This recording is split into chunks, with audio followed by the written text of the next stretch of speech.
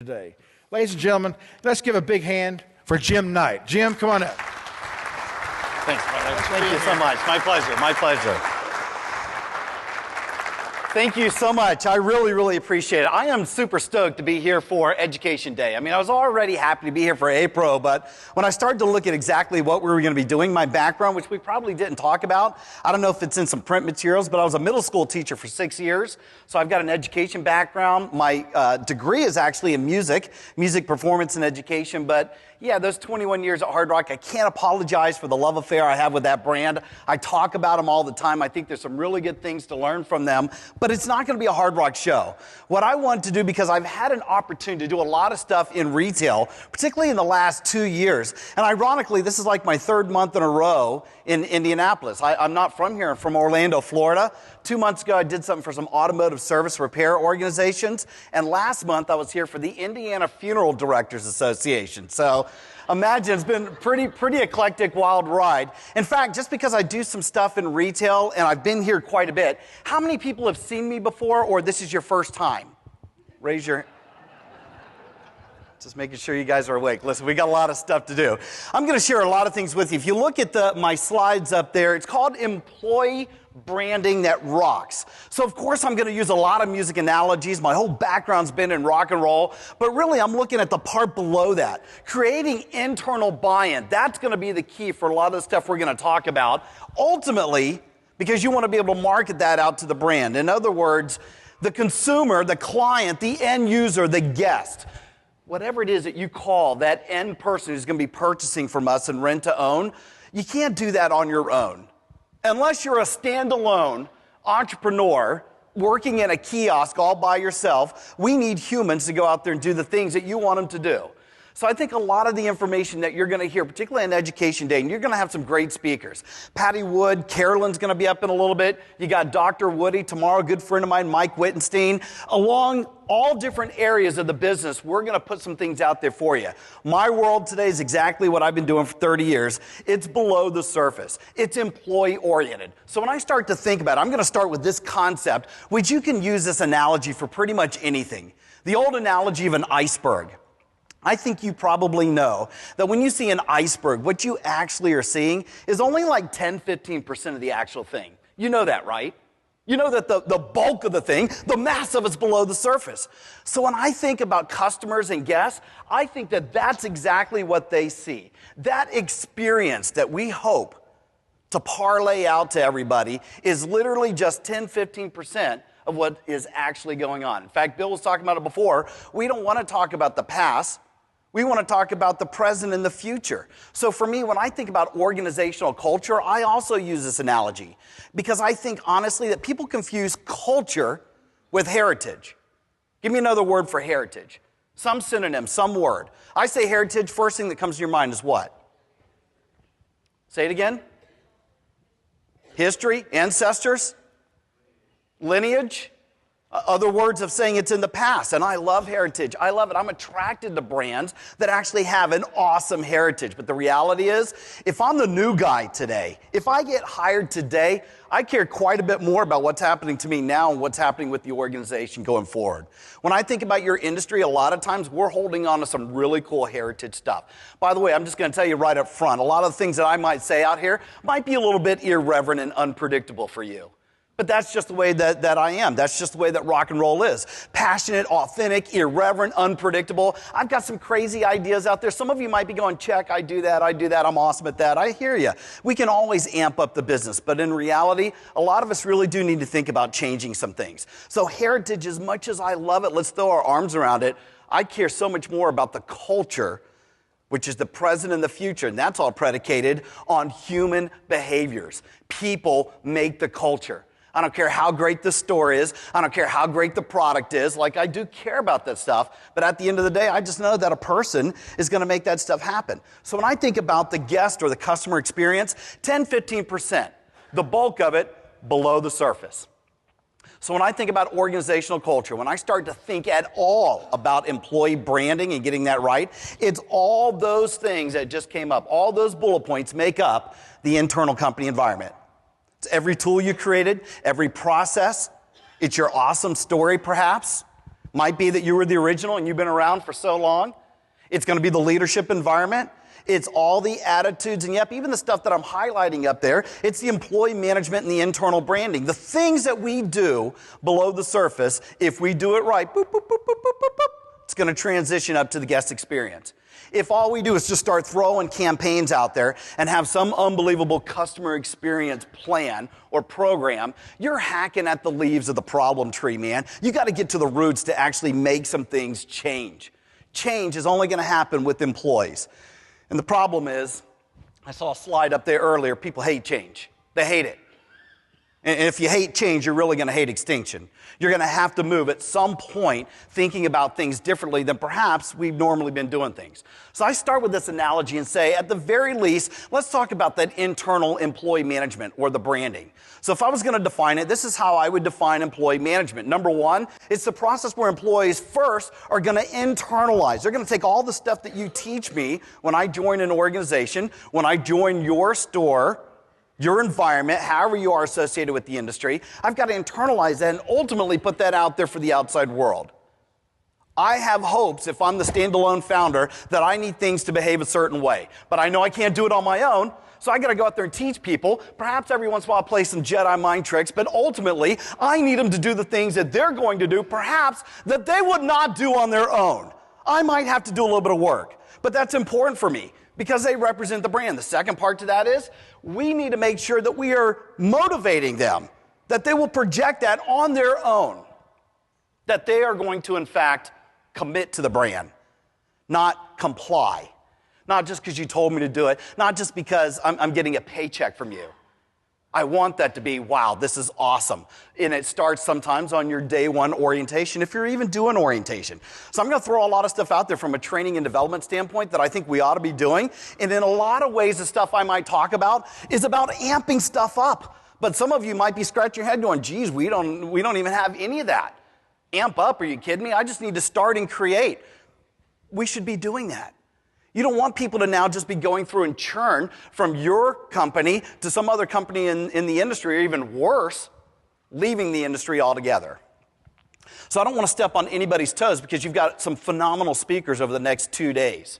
What I'm going to talk about is purely around the employee environment. We can brand that right. So what's our responsibility? The way that we look at this is this way. We've got to create buy-in somehow so that we can get people to internally market the brand.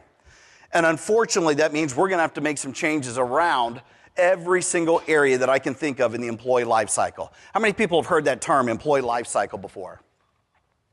Not a lot of hands up there. Okay, so this is exactly what it looks like. When I think about even the moment that we start to even consider screaming at the top of our lungs that we got a position open, from the time that we're going to recruit, interview, select, onboard, train, develop, reward, recognize, incent, even the way that we separate from somebody, whether they leave on their own or they're not a fit for us and we got to put a bullet in them. Regardless, I think there's a process in every single area. And if you do it the right way, if you brand it the right way, people think favorably about you. On one hand, it's going to get people to hang out with us a little bit longer. And quite honestly, in my world, in hospitality that I've been living in for 30 years, and in retail, I would think it's the same thing. Turnover is the root of all evil. It is. Because if I'm constantly leaving the organization, going and looking for somebody else, I got to spend all this energy and time, and I'm just constantly training like a hamster in the wheel, I never get to the sweet stuff. I never get to be able to take it to the next level. I can tell you that one of the coolest things I ever did was to start doing some road shows and talk to organizations. When I was working at Hard Rock, I'd go to the cafes that had the absolute best year-on-year sales. Prior year, because by the way, it's not enough for us to hit budget anymore. Budget, I like it, and there's some bonus that usually is attached to that, right? But whether you gave me the number, I came up with the number, we collectively came up with some financial number. I don't care what the metric is. I bet you I could hit it at all costs. You give me a number, I bet I could hit it. But I'd do stupid, silly things. I'd stay open 24 hours. I'd cut cleaning costs. I'd get rid of paper costs. I'd probably fire a couple managers to ultimately get to the budgeted number. I could do it. How many years can you do that, man? You can't. I'm not interested in just budget. I want prior year. I want the trajectory to be constantly going up, and I know I can't do that on my own. Ollie, ollie in free. I got to get everybody to surround me, focusing in the right direction. I need everybody on the same page. So I got to internally market that to everybody. And for me, every single area in this slide, every single one of them, there should be a process in place around internal branding. So I'm going to share some stuff with you, and I hope that you guys have a handout near you. It's a branded handout, but it's pretty much a blank sheet. It's got some bullet points on there. This is probably the school teacher in me, but I do believe that when you write things down, it helps in your retention level. I just know that some of you, because this is the way that you're wired, this is the way you went to school, that you're going to try and write down everything that I'm saying. I can see you out there. Some of you are going to feverishly try and write it down. You're not going to be able to keep up. So far, I've been going very slow. I'm going to pick up the pace. I'm going to be moving at a very fast pace. You will not be able to write down everything. By the way, the majority of you I know, no matter how much I begged you, you're not going to write stuff down. And that's all right. I still love you. But I'm telling you, I actually think that if you write down what I'm calling these takeaways, in fact, the top of the page is listed, top takeaways to create employee branding that rocks, I will feel good about myself, and so will you walking out of here with a sheet of paper that's completely filled out. I don't know how many bullet points I'm going to get to, 5, 6, 8, 9. We'll see what happens in the time that I have allotted. But at the very least, write those things down. It'll help in that retention level before you walk out of here. If, in fact, you feel at all inspired and motivated, I'm not sure how many of you are playing in the social media space, but if you want to go out there and throw some things in the Twitter world, my handle is @NightSpeaker. @NightSpeaker. I will go back and read the tweet stream. I love seeing what's going on in your mind at this moment. If something inspires you or motivates you, hey, if it's repeatable, it's tweetable, I like to say. All right, so we got a lot of stuff to do. I'm going to cover a lot of things in that employee life cycle. I'm going to start right here with recruiting ads. Here are some of my all-time favorites. This, in fact, is a part of employee branding. The fact, the way that you're actually going to scream out there, hey, I have a position available versus now hiring, help wanted. You come and do that, and you pretty much look like the sea of sameness like everybody else. Here's one of my all-time favorites. Dream venti. It's only 2 words in that entire ad. What's venti in Starbucks speak? Large, huge, right?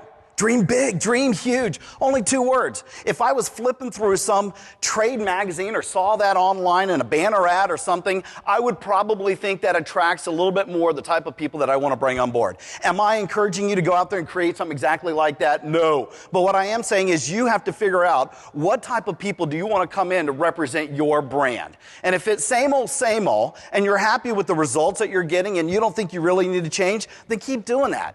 I think you're going to have to think a little bit more innovatively, a little bit more creative to get the type of people that you want ultimately, including the fact that the end user, the customer, really likes to buy from people that look a little bit like them. I would go back and look at your customers, your guests, and think, this is who they are from a profile. This is who works here. And if there's some huge disparity, you have to change some things. Sorry to say, but that's just sort of the way that it works out. And it's going to get harder and harder, as Bill said, over the next 5 years. Here's another one of my favorites. Feel free to actually enjoy what you do. Going off of Southwest Airlines' famous TV ads, right? Feel free to move about the country. This is one of my all-time faves as well. Close your windows, open a few doors. So this is Apple just giving a little dig here on Microsoft. Don't you think that if you're a fan, if you're a Mac product person, if you like Apple, if you like innovative technology, you like a little healthy competition, I see something like that and I go, that's pretty interesting. I would much rather look at that once again than a help wanted. Here's a couple of my favorites also from Hard Rock. For those about to rock, we recruit you. Because you get a chance to use some music analogies. Got an awesome palette with which to paint. You can figure out what would work perhaps for you. How about this one? You'd have to be old enough to know that fans of the Grateful Dead would, in fact, be called Deadhead. So instead of dead-end jobs, it's deadhead jobs. Or my all-time favorite, which actually won Hard Rock a lot of awards, not working here must really suck. You stick that in a magazine somewhere up against everybody else's, and I'm probably more likely to at least attract the type of people that I want. Here's my first kind of thought and takeaway. I'd love for you to write this down. If you want to start working on employee branding to get to the ultimate market, the guest, the customer, the end user that you want, first step is we got to create compelling brand-specific recruiting collateral. Compelling, interesting, visual, perhaps color. But do it so that it fits you. Please don't come with the help wanted. Now hiring. You do that, you're pretty much like everybody else. Pretty much like vanilla ice cream. And I know I love ice cream. I love vanilla. But the reality is people need a little bit of chocolate in their life. I'd rather you figure out a way to bring the chocolate. Create compelling, brand-specific recruiting collateral. Step number 1. I'll always take a moment here so that at least you can write that down. But again, I'm telling you, it's going to help you out when you walk out of here with that sheet of paper. If you need to write down some other stuff, write on the back or on one of the hotel pads that were up there. All right, so that's first one. Second part is I would actually pay attention to how we're doing some interviewing. How many can honestly say you're very, very good at interviewing? Raise your hands. Very good. I'm not going to call on you. I'm not going to embarrass you. But I do only see 3 hands, 4 hands. 4. In hospitality, this is one of the things that restaurant, hotel, casino, probably in retail, we think that we're fairly good. It's probably the thing we suck at the most. It's one of the worst things we do, which is ironic because we know that we have to get things done through people. Why would we want to mess this part up? We think because we're the business owner, I'm the general manager, I've been in the industry for 30 years, whatever it is, that we think we're fairly good at interviewing. And in fact, we are not.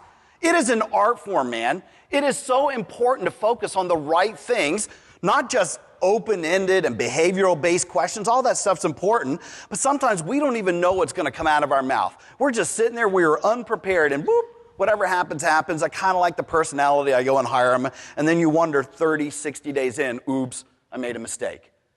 So just recruiting them and beating on our chests and getting people to come in and then to mess it up on the interviewing is not what we want to do. So here are some standards that I would think about. Number 1, we actually know you're only going to hire, if you're actually fairly good at interviewing, about 10, 20% of the people you actually interview. What are the other 80%? They're customers. They're future guests. They might not make it in the job, but the way that we treat them, even in the interview, even if you know within 5 minutes there's no way in heck I'm going to hire that person, there's a way to go about and treat them. But we do realize that it's too important for us to screw up. We have to get this part right. So here's something that I would think about. Number 1, I would make sure, which very good brand-oriented companies do, that people are going to follow the standards. I am a best practice type of guy. I am all day long just sharing best practices. I think there's some really good ones. You can choose to use it or not. It's up to you. I happen to think if you use some of these, you've got some proven results. But at the end of the day, you can do it or not. That's what a best practice is all about. The difference between that and a standard is you must do it. It's a non-negotiable. This is one of those times where I would implement some standards. I'd put some rigor into it to make sure there is no way that people that get through and get hired in my company don't fit the organization. I'm going to ensure that it happens. Here's some things to think about. Number 1, I would think about a multi-interview process. Now, I think in almost anything in hospitality, in my background, there are at least 3 people that can do that, 3 managers.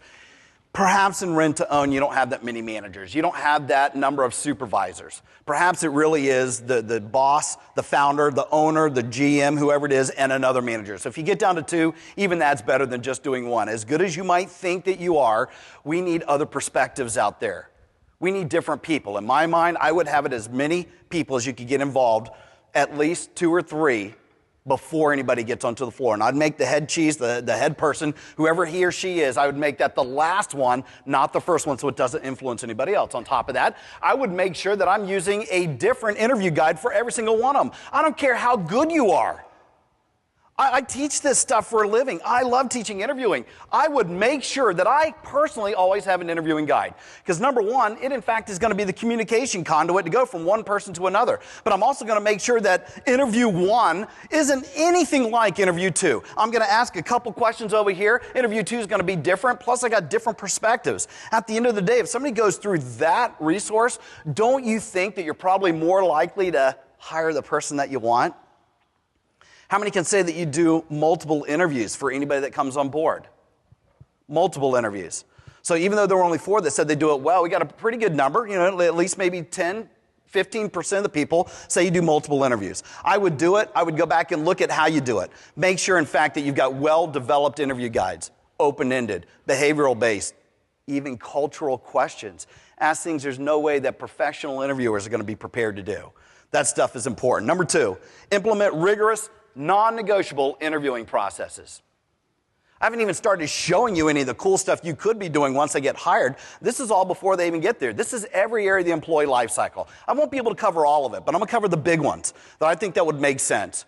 Recruit, make sure you've got compelling stuff. You get them inside the building. You're going to put some rigorous, non-negotiable standards in place to get at least the right people that are going to come on board. Let's at least start there. You're going to be in a much better place. If, in fact, you're interested in looking for change. Implement rigorous, non-negotiable interviewing processes. Remember, you're going to see that thing come up quite a bit. Here's the problem with some of this.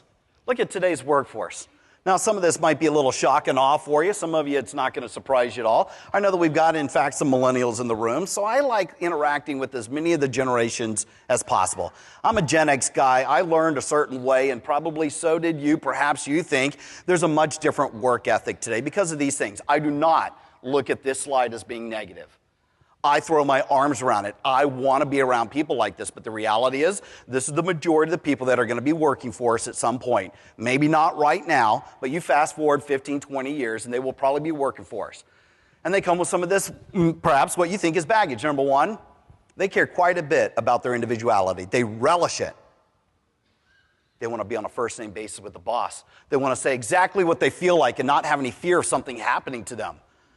Perhaps they want to have tattoos and mohawks and purple hair and piercings. That's not going to work for everybody. Might not work for this entire industry. But I can tell you that if I'm coming in there as a consumer and I do look like that, it would be pretty interesting for me to go out there and interact with people. I'm probably going to want to buy the product. And I know this is happening more and more as you look at organizations that will open up some of their HR policies.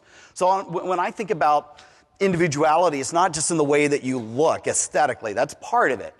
But I think in the way you think, in the way you act, that diversity in nature is important to us. Individuality, that's a big deal for them. Second thing is, they're visual learners. Everything that we learn is through our five senses. The majority of which is going to be visual. I mean, just look at the world today. Everything that we learn, everything is all about appeasing to the eyes. Now, I'm going to lead you to drink at some point because I'm putting up this slide saying, if in fact we know that this is today's workforce, there's some things we ought to be doing from a training and a communication standpoint. I just realized that we're very visual. You ought to do everything in your power to communicate or train to people from a visual nature. They have short attention spans. Do I need to spend any time on this? You cannot give somebody some big old novel if you even had any of those print materials or whatever it is. People need to get in and get out. Show them the quickest way possible. Just the facts, ma'am type of approach. That's just the way that they're wired. On top of all of that, they're technology savvy. I now say they're technology dependent. If you're a parent in the room, don't put your kids on restriction where they can't go outside or can't play with their friends. We want that. We want to encourage that. You want to hurt them? Take their device away from them. They won't know what to do. They will be impaired. We are so technology dependent now. But because of that, we got to figure out ways to go out there and communicate with them, resonate with them, train with them, even on technology. Even when I started talking about Twitter, it might be that you're looking at me with a third eye. Maybe that's not the space you play in. I now look at it as the platform for me. If I wanted to, just because of not because of my followers, but because of the people that I'm associated with, if I wanted to, I could reach 500,000 people right now just by tweeting something out. If I need somebody to marshal some resources or buy my book or join a philanthropic organization, I could do it. There's no marketing in the world that would allow me to do that 5 years ago. Today, it is so powerful. And I hope that you're thinking about these things. I just realized today's consumer, today's world, today's not just consumer, but also employee, they think in terms of technology. We got to get about somehow getting in front of that technology wave. Even if you thought that slide was negative, I don't. But even if you thought it was, the one you definitely cannot stomp on today's generation is that one. They're socially conscious. They care quite a bit about what's going on in the world, what's happening to the planet. If you're not gluten-free, if you don't recycle, if you're not a better business partner, if you're not figuring out some way to give back to the community, not because it's going to better you, although that's an awesome byproduct, the reality is, could I just do something for somebody else that might be less fortunate? Not only is the consumer going to recognize that, employees are not going to want to work for people that are not doing that. We have got to figure out a way to be more socially conscious ourselves in our business platform. And on top of all of that, people want to do stuff that's big. They want to do meaningful work. I don't care what the job is. If I'm loading up stuff from the back of the warehouse into the truck, I just need to understand how it fits into the big picture. I need to be recognized, rewarded, inspired, motivated. You do all those things. It doesn't matter the position. people will stay with you longer.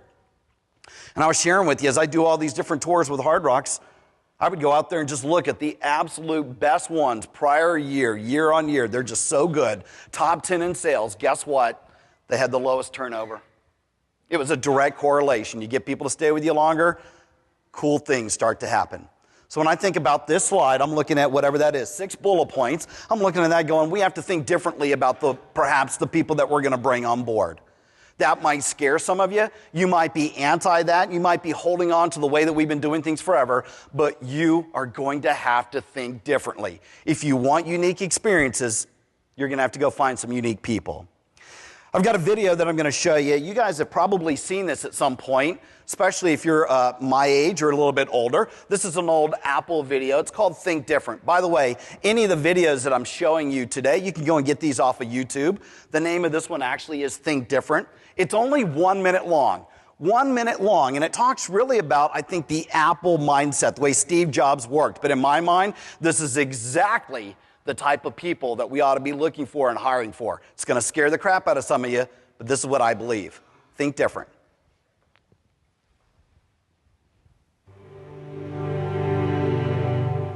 Here's to the crazy ones, the misfits, the rebels, the troublemakers, the round pegs in the square holes, the ones who see things differently. They're not fond of rules, and they have no respect for the status quo. You can quote them, disagree with them, glorify or vilify them, but the only thing you can't do is ignore them, because they change things. They push the human race forward. And while some may see them as the crazy ones, we see genius. Because the people who are crazy enough to think they can change the world are the ones who do. I love that. The ones who are crazy enough to think they can change the world are the ones that actually do. The people that we're going to go out there and hire, if they're a little bit younger, perhaps in that millennial generation, they in fact do think that they're unstoppable. They're unbeatable. They think that they can change the world. And the reality is they will. They can. They do. Why would you not want that? If you're looking to get from wherever you are to this, if it's about sales, they can help you do that. If it's about sustainability, they can even help you more. Does it mean that they're going to come with some baggage? No doubt, just like anybody else. You got to figure out a way to do that at the front end and throw your arms around them and love on them and get them to stay with you longer. That's the whole key. But the ones that are crazy enough to change the world, they actually do. We have to think differently. So in my mind, when I'm thinking about that, I think about 3C employees. So I would love to have all 3 of these C's. If I was ever in a business where I was hiring people, and I was very lucky once again to hire some pretty unique freaks out there at Hard Rock. And I say that affectionately. They know that they're freaks, and I want them to fly that flag. That's important at that company. That does not work for everybody. What does work is that you have all 3 of these C's. And number 1, I would love it. I would love it if somebody came to the table with some actual competence. They could actually do the job. The reality is, I'm guessing the majority do not need to have some big, huge amount of experience, background, or even a degree to do the job that we're talking about. There might be 1 or 2 positions at an executive level. Honestly, this stuff is not that hard. I would love it if they had some experience. The reality is, that's the least important C out of all of them. Yet, it's so funny to me that we continue to look at resumes, CVs, applications. We put so much stock. Oh, sorry, you don't have any experience. You can't get started here. It's ridiculous, man. It's something I would never pay attention to in hospitality and retail. Would I love to have it? I would. I'd love to have all 3, but this is the least important. What I would want is that. I want somebody who's got character, somebody who cares about the business. Like I said, they're out there because they want to commit to the brand, not comply because we told them to do it. I want somebody who's not trying to disrupt the harmony of everything I'm trying to do. They're not looking for an opportunity to steal from me. I would guess that there's probably a small percentage, depending on how big you are, at every organization in every industry. It just happens out there. But I hope it's a small percentage. And when I discover and root those people out and I figure out they are wounding me, they're hurting me, then I got to get them out of the business. And I'm not a fan of terminating people. I hate it. Firing somebody, separating from them is one of the worst things I've ever had to do. It sucks. It is not fun. Unless you're a complete crazy masochist, nobody likes doing it. But the reality is, some people need to have their job taken away from them. Because if they're there and they're a cancer to the organization, they're like a 12-story building with an anchor falling off. They just wound and pull on the rest of us. I'd rather cut ties with them, promote them to customer, I would guess. Maybe have them go work for my competition. That would be even better. But I got to get them out of my business. I need people that have solid character. But out of all of that stuff, what I started the whole session talking about, I want people to have great culture, that they absolutely represent my organization. Now, that is not an easy thing to do, but I think if you start to work on things like get better at recruiting, better at interviewing, you're a good judge of character, you get those 2 C's down below, boy, that's a pretty good place versus the competence. Like I said, I would love to have people that have great experience and competence, but at the end of the day, if I could get in a time machine and go backwards in time, my whole world was training and development. I was smack dab in the middle of the employee life cycle. I had no say-so how people came into the company. I had no say-so really in how people left. I'm in the middle. I will train whatever you give me. But the reality is if I could really have bigger influence, I would have become a recruiter to at least feel like I was better at identifying, interviewing, putting the right people in whoever the training and development person would be. I would have felt so much better about that. Because all the best training in the world is not going to help a bad hire. It's not. Hiring is so important when I start talking about employee branding. So when I think about all 3 of these C's, I would love to have all of those, and yet people still focus on the experience. And the really good brands, they know it's not that important. What they're looking for is something bigger than just you sticking around for another year. Experience and tenure is just not that important to them. What they want are some unique people. What they want is right fit hires. So I think about it like this. The Rolling Stones, arguably one of the greatest rock and roll bands of all time. Great music, great musicianship. You at least have to appreciate them for their sustainability, right? They're out there 51 years later, still hoofing it. Here's the funny thing to me. They have not had a hit record since 1989. Do you all know who the Rolling Stones are? We all know, right? They have not had a hit song in 2.5 decades. It's hilarious to me. In fact, their last album was called A Bigger Bang. What was the big #1 song that was off of that? The really big song. That's right, there wasn't one. That's my point.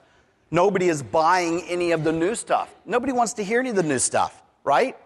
So they are not selling any big songs, and yet, check this out. Every time they go on the road, they make more money than anybody else. Top grossing act since 1968 when they tour. In the year that they tour, they're the top grossing act every single time. 2 years ago when U2 came out with that 360 spaceship looking thing, it monopolized every seat in an arena. That thing made over $760 million. I'm not sure if any artist would ever top that, but they didn't go out at the same time as the Stones. In fact, the Rolling Stones were just out. I think they canceled their tour. They had a few dates left from this last year. It's about a month or 2 ago. I don't know if you've heard, Mick Jagger's girlfriend, unfortunately, had committed suicide, and they put a hold on the tour. They're going to finish up that tour. I would love to see the ultimate receipts of that. I would love to see them go up against somebody like U2, who really is right now the biggest band on the planet. My point on this is they're not selling any records, yet when they go on the road, they make more money than anybody else. So an album in the days that they were making albums, kids in the room, let's say you digitally download the whole thing, you like every song on it, you're going to spend, depending on where you are in your market, or you go to Amazon, you'll spend like $16. $16, let's just agree if you like the whole entire thing. But they're not making any money off of that, right? If you could even get concert tickets to the Stones, you know how much you're going to spend? Starting prices, it's close. Somebody said 200, 175. 175 starting price tickets. Now, they're not on the road right now, but when they come back and finish up the tour, I guarantee you there are no $175 tickets left. There will be tickets being sold for like $1,000. You go on the day of, you look at any city that they're performing, go on eBay, go on StubHub, they will sell something like $3,000, $4,000 tickets, and somebody is going to pay the price for that. Somebody is going to go and spend the money on it. Because if you could actually be at the show, come on, you've seen the commercial, what is it? Yeah, of course it is. It's priceless. You know why? People are willing to spend the money for the show because of the show. It's the Rolling Stones, man. That's why you're going to spend that money. They can get away with that. Nobody wants to hear the new stuff. You go see the Rolling Stones, nobody wants to hear anything off that last album. They want to hear Satisfaction. They want to see Keith and Mick do their thing at 71 years old. They actually want to see if Keith Richards is still alive, right? Seriously, it's like Weekend at Bernie's. I think he's been dead for years. They prop him up, put a guitar in his hand. People will spend the money for the show because of the show. My point, the employees of the show. They're out there. Most of the time, the boss isn't even around. I'm going to behave and act the way that I want to. Why not just get them to commit? Why not do the right training, developing, inspiring, motivating, reward me, recognize me, grow me, man. Do something with me. And if you do that, what you get with that is loyalty, brother. I am with you forever. When that happens, you don't have to be around. It's one of the great things about leadership. How great is the business going when you're not there?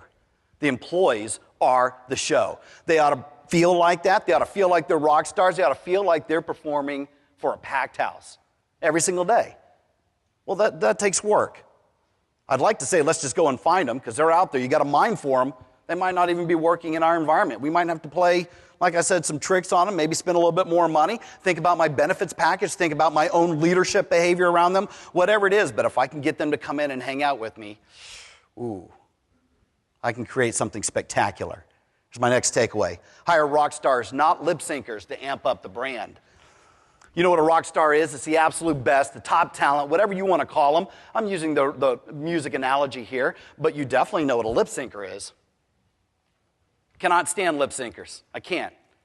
And at some point, the lip syncer is going to be revealed. You know that, right? They're going to be unmasked. Just ask Milli Vanilli and Ashley Simpson. At some point, once you get discovered, your brand, the way that it was, is done. Is it possible that you could come back around? It's tough. It's really tough. I don't want to deal with people that are just flapping their gums or going through the motions, perhaps punching the time clock, making the donuts to get by their shift. Do I have those people? I'm sure you do. I'm sure I have. I hope, again, it's a small percentage. What I want are rock stars. I want an army of giants, man. I want a group of people that are willing to take the hill, start a new company, do something unbelievable and Herculean. That cannot happen if I'm doing it all by myself. I cannot muscle the results by myself. I need people to go and do that with me. Just be easier if I found a whole bunch of rock stars. They're out there. So the mission for a lot of organizations, I'm going to stick a couple of these up there. You're familiar with most of these brands since we're speaking here in the U.S. You know Southwest. You definitely know this company, Starbucks. Zappos, you guys know Zappos. You're in the retail space, right? They sell shoes online, very well known from a culture and a service standpoint. And, of course, Cracker Barrel, which I'm familiar with in the Southeast, are becoming much bigger along the highways here in the U.S. So I tried to pick different things: food, beverage, air travel, and retail. Take a look at those four. I'm not going to read them all off. Those are the mission statements. Not only do they scream out to the consumer, the outside world, but this is what they use internally. Look at all four of those. What do you see that might be common with the four of those that they stick out there? Give me some things that might be common with those. It's about customer service. Experiences. Not a single one of them talk about their product, not one. These are well-known brands, right? If you want to play with the big boys and girls, if you want to perpetuate your brand so it's up there where people can remember it and it's in their mental shelf space, not that they have to go and dive for it 4 pages into some Google Analytics. The only way you get up there is you got to create some experiences, one person at a time. There's some other campaigns and things we'll do, and we'll talk about it during the course of the conference. But at the end of the day, you walk in, I got to deliver something spectacular, and it is not going to be about the product. As important as that is, people hang their hat on it. They think they're so awesome at it. I got the best product. Maybe I was the first to the market, only until somebody comes along, plants himself right beside you, sells the exact same thing, perhaps for a similar price, maybe even a little bit cheaper, and all of a sudden, I can point to a date on the calendar when you go out of business. It's not about price, it's not about product, it's not even about theme. It's not even, to some degree, about convenience. There's something about all that stuff, but at the end of the day, service is the thing that's going to absolutely rock people's worlds, and these companies get it. They're experiential in nature. I want to share with you Hard Rocks for the exact same reason. One of the other things, if you notice about those, they were all one sentence long. For people that work there, that's inspiring, it's motivating. For me, it's the same thing. I left this brand 2 years ago. When I was there and I had a chance to grab a hold of the mission statement, it's so much longer at that time. It's really important to somebody who ever created it. I'm sure there was some spectacular stuff in there, but when I saw it, it had a whole bunch of legalese and a bunch of HR speak in there. It was important, but nobody could ever remember it, ever. Just didn't do anything for me. That particular brand now is in 55 countries. They got 40,000 people marching on the planet that I've got to go out there and deliver the experience that we want. So for me, it was so interesting to have to marshal through all these different ideas of what people wanted to have in there when really I wanted one sentence that was going to make a difference. In this particular brand, we needed to have some imagery as well. Here's Hard Rock's one-sentence mission statement: to spread the spirit of rock and roll by creating authentic experiences at rock. I love it. I love it. And that's not going to work for everybody. But for the 40,000 that work for this brand, that's a big deal for them. My whole job is to spread the spirit of rock and roll. I love it. Everything about rock and roll that came into the world wasn't supposed to exist. It's supposed to be a fad. My parents told me don't listen to it. Said it was too loud. Had some racy lyrics in there. They called it the devil's music, you know. As a kid, you just want to go and listen to that stuff some more when your parents tell you not to do it, right? The spirit with which it came into the world. Again, irreverent, unpredictable, so full of passion, authentic in its every way. I love it. That's what I'm supposed to be doing. I get hired as a busser. I get hired as a retail sales associate. I get hired as a spa attendant. I'm working the casino machine, so I don't care what it is. I have a job description. I know the task I'm supposed to do. I can look at the thing. Yeah, boop, boop, boop, boop. I can do all that stuff. You know what my real job is? Spreading the spirit of rock and roll, brother. That's more important to me. When I do something like that, and in fact, it is okay for us to bring something different than what the guy next door is going to do. Because if I can get people to come in because it is unique and different, that's pretty exciting. Now, we actually have some meaty stuff in it. The second part of that, we're all about creating authentic experiences at Rock. Just like those other brands, it is not about the product. It's about the experience. We want it to be authentic, not fake, not prepackaged, not programmed, not something that's middle of the road, like I said, vanilla ice cream. That company does not want to be like that. You might want to be like that, and that's cool. People want different. They need stuff to be differentiated. So for us, that's the one rally cry. I don't know that people can remember everything in the company, but they can remember the mission statement. You can go to any Hard Rock employee and ask them, what are you working on? And they might give me a whole bunch of technical stuff, but at the end of the day, they're going to say, I'm about spreading the spirit of rock and roll. Now that's exciting to those individuals. Like I said, it's not enough to just have words. I got to have a picture up there as well. Who's that a picture of? Yeah. Tried to trick you. I picked an early picture there. So it's the Who. So they got the guy on the left-hand side, that's Roger Daltrey. Got Keith Moon all the way back there in the back, and then jumping like 3-4 feet off the ground is Pete Townsend. You know? Who you would think to this day still can't do this. And he does it.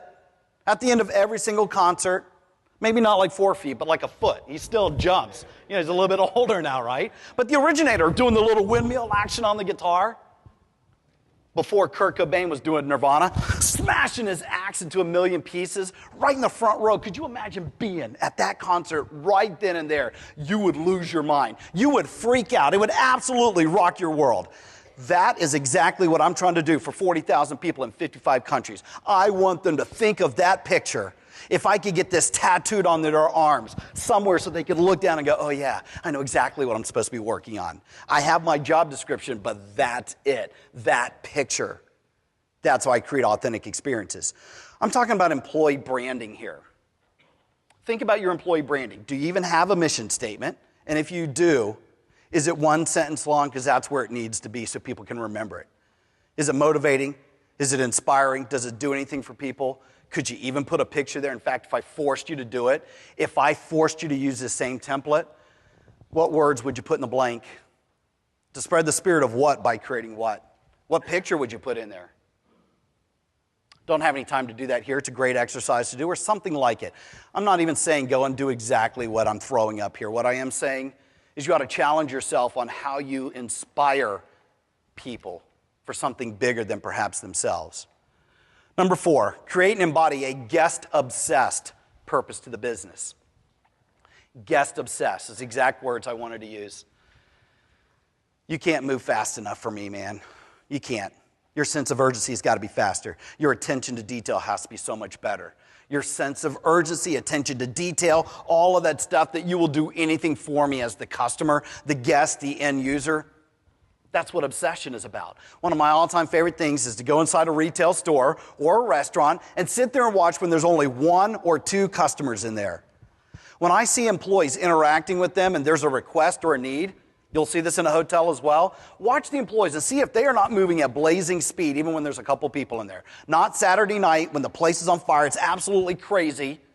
It's Monday afternoon. It's slow as all get out. Watch the employees. When I can see them moving around and they will do anything for the customer, that's when I know they're guest obsessed.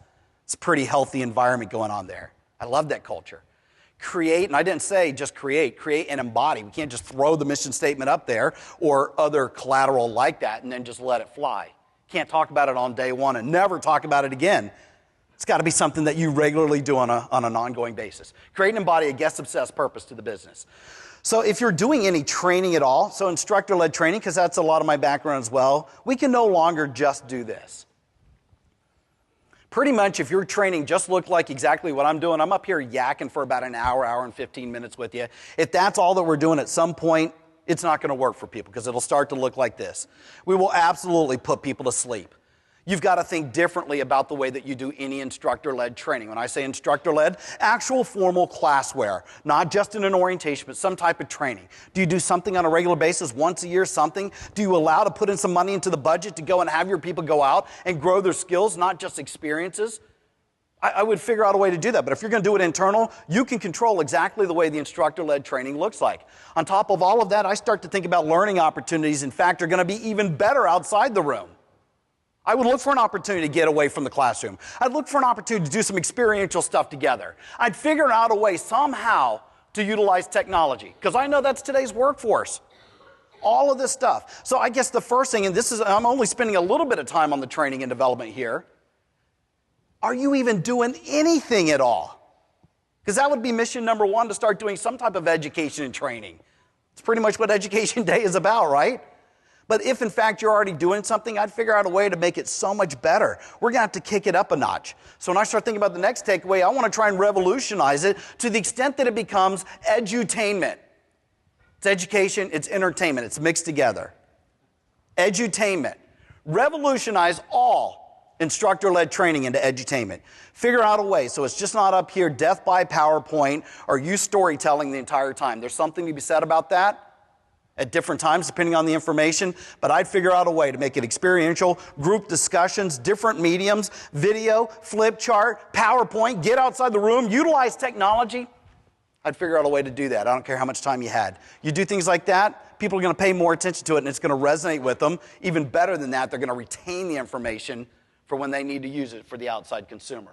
Revolutionize all instructor-led training into edutainment.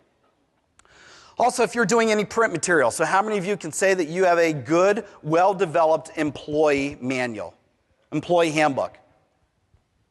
Not that many, 4 or 5 people, because for the most part, we think of our industry, particularly in rent-to-own, that it's hands-on. Let's just jump right in. But the reality is you have to become a little bit more of an HR-savvy person. You've got to have some policies and procedures to some degree that people have to sign off on. Whether it's harassment, discrimination, whether it's disciplinary procedures, whether it's the brand story, and yep, I would do all of those things. We ought to start thinking about how do our print materials look. So in my mind, when I got a hold of this from the marketing team at Hard Rock, every font, every color palette, the exact language, the exact type of pictures I would put internally, even though it costs a little bit more money on the front end, but once it's done, it's awesome. Boy, did that make people feel a little bit better. Steve Wynn, in Las Vegas, who obviously opens up a lot of hotel and casinos, that's one of the things that he's known for. When you go to the Wynn, when you go to the Bellagio, if you get a chance to ever take any tours in the back of the house, go and look and see the type of fit and finish, the furniture, the quality of the food. You could eat off of the floors back there. It is good, if not a little bit better, than even what the guests have out front. That's just the way that he is, because he wanted to focus a lot on the employees to get them to hang out with them a little bit longer. So in my mind, even when I'm doing print materials and my design is going to look like this because I grew up on comic books, I want stuff to be visual. I'm a comic book type of guy. If you can give me a thin book with a lot of white space and some bullet points, but even better pictures, boy, does that help out a lot. So in fact, all the instructional design stuff that I'll throw up here follows that kind of mentality. Bullet points, white space, less words. You can get the right fonts. If you can throw in a little humor in there, that probably helps out as well. Comic books is the way to go. When I started to think about this, I mean, again, we were in 55 countries. I probably needed to translate some stuff. We actually translated very little and usually into Spanish, and that wasn't even for the countries that were Spanish speaking. We had to do it for the United States, for the heart of the house more than anything else. It was interesting to me to see that all of these different countries used the English versions because they were so visual. When you can come with almost all pictures and no words, boy, does that help out with people that have a learning disability or English as a second language or dyslexia or whatever. I could easily teach people how to bust off that table right there in one page, how to clean, clear, and set. I could easily do that. You know what I'd rather do? Take a bunch of pictures. I had the busser walking up to the table. He or she is lifting up a condiment caddy, taking out his or her rag, wiping down the table. All of a sudden, the thing's like 6 pages long. But boy, does that help out. When you send that thing, everybody knows exactly what to do. Comic books and any print material is ever going to do. If those don't work for you, I think about an airline safety card, especially for those of you that flew here. There's no words in that thing at all, except for like the front cover. None. People know exactly what to do.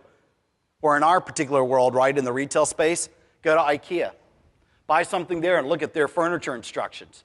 There's a few words in there, but not many. They've done everything in their power to make sure it's visual. Comic books, airline safety cards, IKEA furniture instructions. That's the way to go if you're going to put anything into print, if we're even doing that. But the world that I want to get to is this.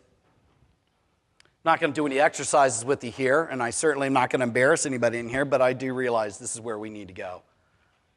Even if you had print, you could do QR codes, which most people are using in the outside marketing world. You could do some pretty cool stuff internally. You could have somebody that could take out their smartphone, look at a piece of paper or a poster or whatever it is you're going to put in the back of the house, have them scan that, take them to some video, some podcast, some extra information on the website, whatever it is.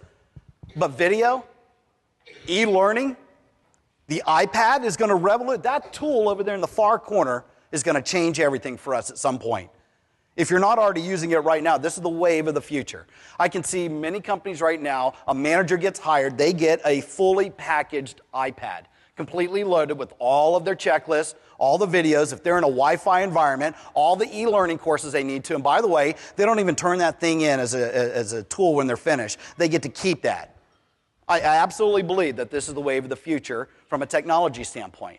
So we ought to be thinking about these things. This is the wave of the future for the kids that are coming on board, and for some of us, we need to start using it right now for the outside consumer. The reality is, I now worry about this generation. I've been saying the words millennials, but I talk about the next generation. They've also been called the iGen. I call them digital natives because they are natives. They don't know any different. This is the way that they've always been when they were born, right? And they learn and receive information completely different than the rest of us. They like receiving information quickly from multiple sources. They can, in fact, hyperlink. They can do multiple things at one time. If I was to throw out some website to you right now, the majority of these kids, teenagers, will in fact go online while you're talking, look to, one, make sure you're not lying, and two, to actually check out whatever the product or service is. And then they will come back to you, and they can do that and not lose a beat. I can't do that. I'm a linear guy. I'm a linear dude. I can do one thing at a time. I can't do the hyperlinking and parallel processing. They process everything before text. Pictures, sound, video. So as much as I was talking about print materials, I still think there's a place for print. I like paper, but I'm also a type of person, I don't want to be killing trees out there. Print is probably, for a lot of organizations, a dead art. This is where they're going. They want anything but text, if you can do that. Mobile's their all-inclusive device, and they want stuff that's relevant, it's fun. If you can put some gamification in there. I'm not going to spend any time on this. I am saying that today's generation, in fact, look like that. So just to show off my geekdom here, as much as I like comic books, it's my all-time favorite TV show as well. Star Trek, this is one of the races that's on there. Probably one of the worst villains ever in Star Trek lore. Who is this? What is this race of beings? This is the Borg. So if you know anything about the Borg, they're half human, they're half robot. They're cyborgs. I have 14-year-old twin daughters that, in fact, when I come home at the end of the day, they are, no lie, on their iPad doing homework, texting their friends, watching television, listening to music all at the same time. My kids look like that. They got wires coming all in and out because technology is now 100% interwoven into our lives. You personally should be using it anyway, but the end user, the customer, And our ultimate employees, in fact, are doing that. If you know anything about the Borg, you know that their rally cry is, resistance is futile. You can stand right there and either figure out a way to ride the wave, or you can stand there and be bold, say, I'm going to do it the way I've always been doing it, and the wave's going to overtake you. Technology is such a big part of our life. Whether I'm talking about technology or print or instructor-led training, I know that we've got to talk to people differently. My next takeaway, you need to communicate to people in the language that they dream. And I'm not talking about Spanish and German and French. I'm talking about when you put your head down on the pillow at night. How do you like to dream? It's probably in vivid color. It's probably with some bullet points and white space. It definitely is in this technology devices you've been using all day long. We need to figure out a way to talk to people in the language with which they dream. That is a part, in fact, of employee branding. Remember, the stuff I'm talking about today is all below the surface. You do this right, you hope that people are going to commit to you a little bit more. They represent your organization, your company, your brand the way that you want to. Communicate to people in the language that they dream. So I just want to do a quick little thing on philanthropy as well, because this is a part of it. You want people to stick around with you. So the reality is now that business and society have to be better connected for you to have any hope of sustainability. Perhaps not right now, perhaps not 5 years from now, but at some point, you have to think about capitalism a little bit differently. I'm a capitalist. I like money. I dig money a lot.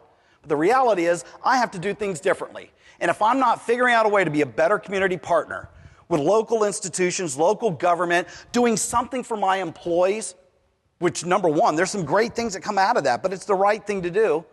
But also being somehow involved where I might even give back part of my profits, which is really a big no-no in retail. A lot of people aren't doing that. And by the way, it's not enough for me to just go out there and write a bunch of checks. You want to write a check to some organization? Great, go and do that. It's more important to figure out a way to get the employees involved, particularly if you can get them to drive the bus on this thing. Let them go and figure out, maybe they have something going on in their life. Maybe there's something that's resonating in their market. You want to watch an entire company galvanize themselves around a cause bigger than themselves. You allow it to happen. You support it wherever you can. I would figure out a way somehow, because I know how big of a deal it is. It's an expectation of most people now, consumers, that it's not about the greed. It's not about the dollar. It's not about the end product. I'm all about doing those types of things, and maybe there's a year or two that comes along and we're the charity. You know, we need to be doing something, but the reality is we could always be doing more for those that are less fortunate, and you got to figure out what it is, particularly in your industry. So for me, I grew up in hospitality. I know that 1 in 5 kids go to sleep hungry. I know that 40% of all food is wasted in the United States. There's a lot of charities that I could be involved with. Red Cross, United Way, Humane Society, all of these are great. Breast cancer research, wherever we can, it makes sense, I will go and donate and help out. But the reality is, the restaurant food service industry, which is the second largest industry in the United States, ought to own hunger, particularly childhood hunger. How is it possible that 20% of all kids are going to bed hungry? So for me, I belong to an organization called No Kid Hungry because I want to be a part of stomping out hunger in my lifetime. I would love to be able to see that happen. Now that fits for my brand. It doesn't work perhaps for you. Pick something that works for you, perhaps donating proceeds, getting people involved. You want to write a check? I dig that. Do more, get people involved. You'll watch people stick around with you a lot more. There are so many metrics out there that prove when you have some sort of philanthropic initiatives that take over like your entire marketing plan, turnover's lower, morale's higher. People stick around a little bit longer. That's what we want. So when I think about all this, I'm going to show you a quick video that isn't necessarily around philanthropy, but this mindset of doing something bigger than yourselves is the reason that I wanted to show this video. Now this is a controversial video, not so much the video, but the company. I have to be cautious when I talk now about Chick-fil-A. I didn't used to have to do that, but I do now because I know some people don't like the brand for a variety of reasons, but a lot of people do. I love them for a variety of reasons. I don't pay attention to what the president or the founder of the company says. I pay attention to the people that are in there because, number one, I've never, ever had a mistake in a Chick-fil-A drive-thru, ever. I can't say that about any other fast food joint. Will they ultimately make a mistake? I'm sure, but so far, I tally it up. Remember, I got kids, so I'm out there buying Chick-fil-A stuff all the time. 2, when they actually say things like, my pleasure, I know that's a technique. I'm sure they've been trained to do that. I actually feel like it is their pleasure to be waiting on me, to be servicing me. I I don't know what it is, but they got these people that are the nicest people out there. So again, I appreciate that. One of the greatest things that happened to me, and I usually go through the drive-thru, but I walked into a Chick-fil-A and I'm standing up at the counter like this. I got my hands on my hips, my legs spread out. I'm looking up at the board, acting like I'm almost going to pick something else. I always get the same thing, and so do you. But I'm standing there and I'm looking up, and there's like 2 people in front of me. When the last person moves out of the way, I'm looking across the counter, and there's this guy behind the counter. His name's Jose. I've never remembered the first name of anybody at a fast food joint my entire life. But I'll never forget Jose because of this exact moment of what he did. I'm standing there like this. I make eye contact with him, and he goes, "Well, hey there, Peter Pan."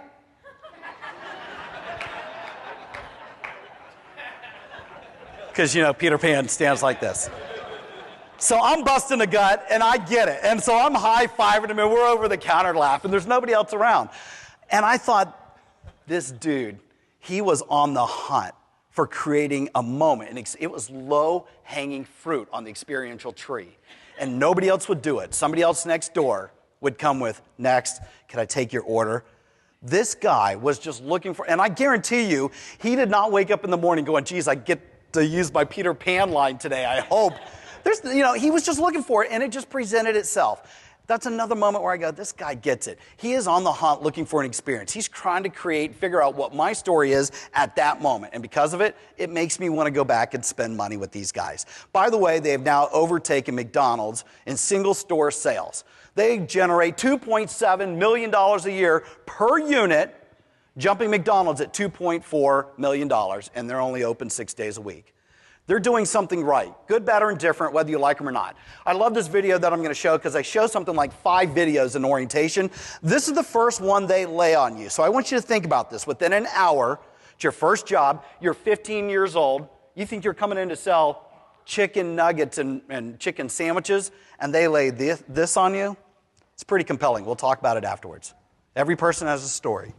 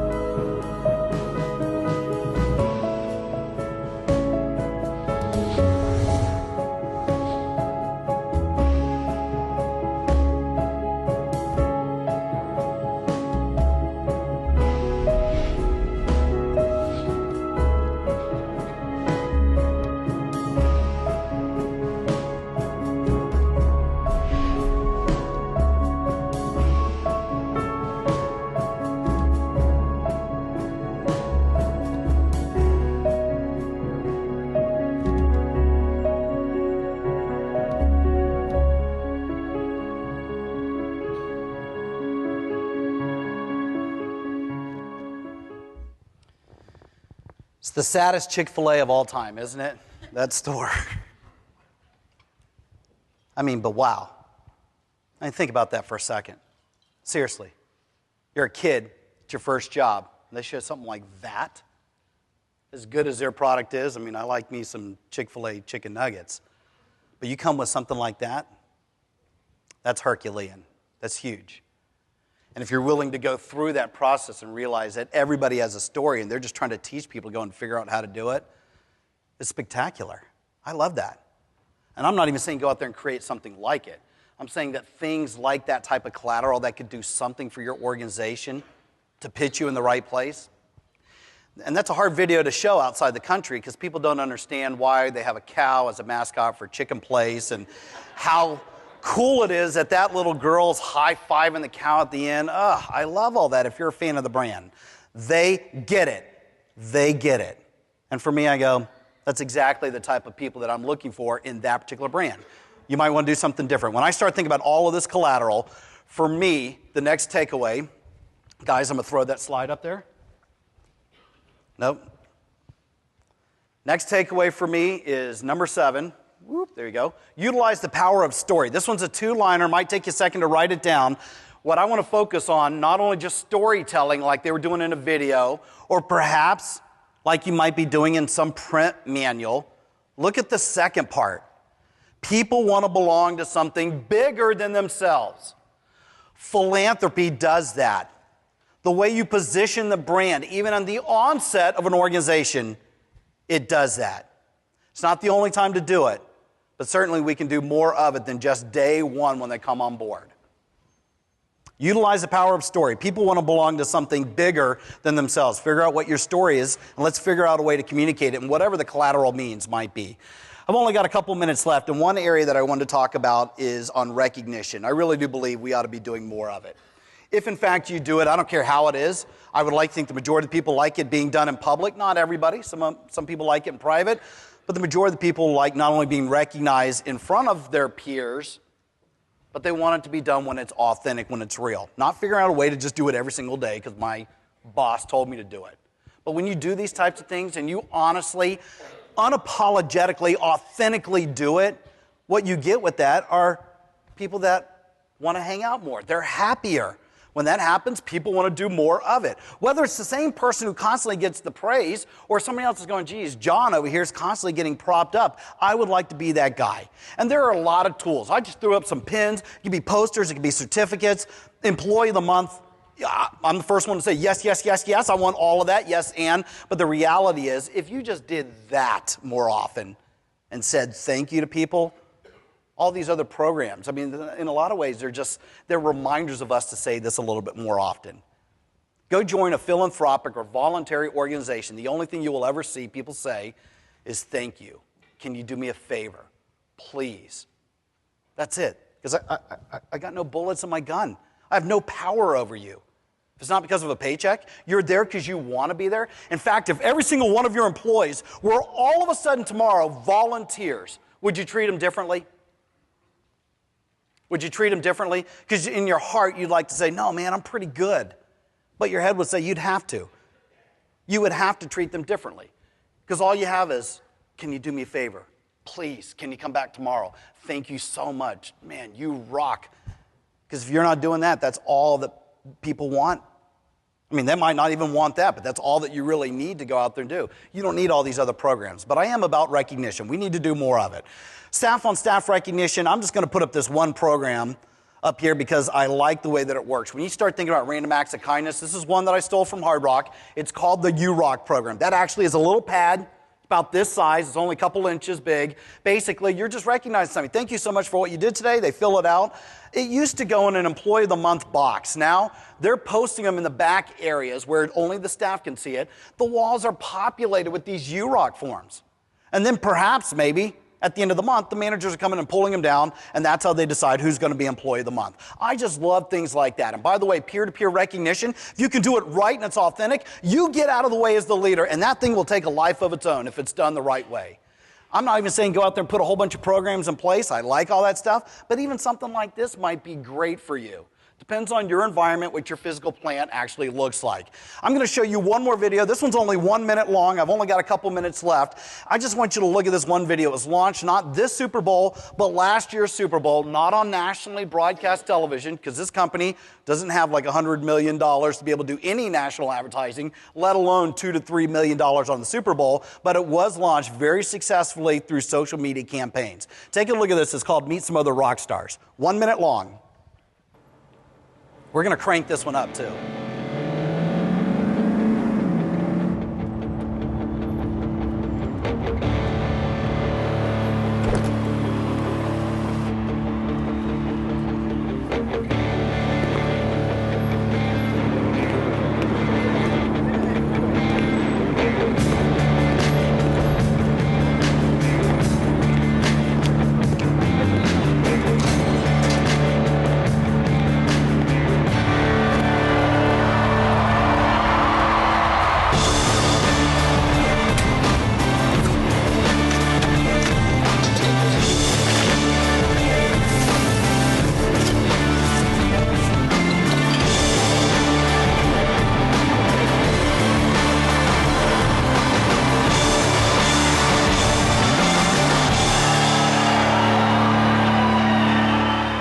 Now we're talking about recognition. Who are the rock stars in that video? 1 minute long. The food, there's something about that. We're trying to let people know about the food, but it's also the heart of the house employees, cooks, bussers, people that are hoofing it out there that don't normally get a lot of love. It's just like when I was talking about earlier. Maybe the lead singer, the front guy or girl always gets the glory. You forget about those other people. You know what that did, although that was public facing, internally, that revolutionized what was going on in our heart of the house. That was a recognition of sorts. I'm not even saying going out there and do grandiose things like that, but I would figure out a way. How can I throw some recognition, some reward mechanism, some love to people who don't always normally get it? My next takeaway, number 8, recognize and reward employees like they're rock royalty. If in fact you really do believe that they are rock stars, they're performing, like I said, for a packed house, let's go out there and reward them as such. That will probably not work for everybody in here. There are some business owners in the room that will absolutely not go out there and figure out that they, in fact, are the way that you go out there and create something spectacular. They're going to hang their hat on the building, on their leadership style, perhaps on the product. It's not enough. We need people to go out there and do that. I would figure out a way to reward and recognize them and make them be the center of the universe for us. Even though right now it might not be something that's in your nature, it in fact is an employee's world. It is just the way that it is. I ought to figure out a way to get them to stay with me. Wonderful, spectacular things happen when that occurs. Here's a statistic that does not rock. The Gallup organization, the granddaddy of all surveys, put out this survey. Check out these statistics. 2 million employees, 700 companies internationally, it's not just in the U.S., over a 25-year period. I'm pretty sure this is like the most statistically relevant survey you will ever find. At least is one question, what I'm about to lay on you. And by the way, it's something that you already know. What they discovered is that the immediate supervisor is the reason people leave or stay in an organization. It's because of the boss. They're going to tell you it's money. They're going to tell you it's lack of growth. And there are some things that are going on like that, perhaps in our industry. In fact, I'm sure it is in our industry. But the number one reason is because of leadership or lack thereof. We have to think differently about it. People join brands, but they leave individuals. I know you've heard that before, but it is the reality. That is directly within our circle of influence. There are some things that we can do. So when I think about our leadership, the fact that you have the power to light up or extinguish the cultural flame of a company. You do. Absolutely. You know people, when they walk in the room lights up. You know these people. There are also leaders that the room lights up after they leave. Right? They do. They have the power. They're the ones who turn it on. And it's not just because you're always around. They're the ones who affect it. So there are those that will say, just like holding up the big lighter at a concert. You're at the rock ballad. You're remembering the good old days. This is awesome. It's the way we've always done it. I dig it. If you want to pay homage to the heritage, great, man. But at some point, somebody's going to come along and pass you by. I'm not interested in you just going out there going, same old, same old. This is great. I am interested in you thinking differently about your business. Bringing the thunder, coming in and kicking the door down. Don't bring the lighter, bring the flamethrower. light the thing up and inspire me, man. Do something for me. Reward me, recognize me, grow me, develop me. But you got to motivate me. And if you do that, I will stick around forever. I will be a part of it, not because I have to, because I want to. Bring the flamethrower. That's what I'm saying. Bring the flamethrower, light the place on fire. Literally, light it up, man. If you do that, we're world beaters. You can turn your industry around. Retail right now is flat for the most part. I know we have things to work on, but we have a millennial group that's about 40 to 45 million people that are potential consumers for you. I don't think of them as just consumers. I think of them as unbelievable experience creators from an employee standpoint. Got to go out there and attack them. But even for the ones that are there right now, even for me, when I worked at a brand for 21 years, somebody needs to inspire me. You got to do something for me at some point. I'm just going to go somewhere else. Because if I'm supposed to be a really good employee and the really good ones that ultimately leave you or leave this industry, if they're really good, if they're a rock star, they can go find another job, even in an environment where there's high unemployment. Rock stars can always get another gig. It's not a problem for them. This is my last slide, last thought. I'm taking up part of your break here. I want you to just look at those slides or look at those images. For a lot of people, particularly in retail, but in hospitality in general as well, a brand can be a really good experience. But for others, it's bigger than that. It's bigger than that to the extent that they're willing to put the company logo on their body. They will put ink on their body. I know, there's like one or two that freak me out up there, I'm telling you. Let me ask you this. How many people in here have a tattoo? You have a tattoo? 15% maybe? People that get tattoos, I mean, that is the mark of a risk taker. These are people willing to put ink on their body for all time. They're not in it for the short term. They're in it for the long haul. And employees and sometimes even consumers, the fact that they're willing to put some logo of the company on their body, are you crazy? That never comes off. And I worked in an environment where I saw just about every tattoo, piercing, mohawk, colored hair that you could think of. And in fact, I'm not even pro-tattoo. I'm not anti-tattoo. What I am saying is that if you want to do something for your business, you position it in such a way that it's tattoo-worthy. You're so awesome. People are willing to put the brand logo on your body. Does anybody have their company logo tattooed onto them right now? No? Ooh, I see an exercise tonight. That would be good. You do have one. Where? You have the company logo on your body? Nice. All right. Unless it's in a place I can't take a picture. I want to get a picture of that and throw it in the PowerPoint. Listen, I thought I would probably only get to 8 or 9. I took up a little bit more time, and I feel bad about that. But I will say this. I'm going to be in a breakout later on for those that want to come have some chats and throw some questions at me during coffee break. I put up 10 things. I hope you're walking out of here with something meaty, and it wasn't just sort of an exercise. I will say this. If there's 3 birds on a telephone wire, one of them decides to fly away, how many birds are left?